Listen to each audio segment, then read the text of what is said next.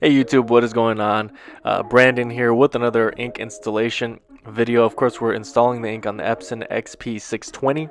You probably were directed here from the unboxing video, and so I hope this video is helpful in showing you how to actually install the ink cartridges. Now, I will be leaving a link in the description below for some remanufactured versions of this ink.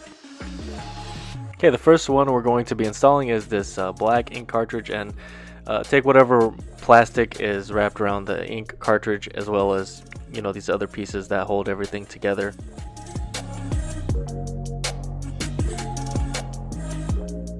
Okay, and that's it. That's how you install it. Just kidding. So what you're doing is you are getting the ink cartridge facing towards you, where you can read left to right, and then you are making sure that the microchip at the bottom of the ink cartridge is matching up with the copper piece that is on the print head. Okay, so you can see here that is the microchip at the bottom of the cartridge matching up with the copper piece on the print head, and this is how you install it. You press it down, you should hear it click. Press it down until it does click. Alright, that's really all there is to it. If you have any questions at all about this process, comment below.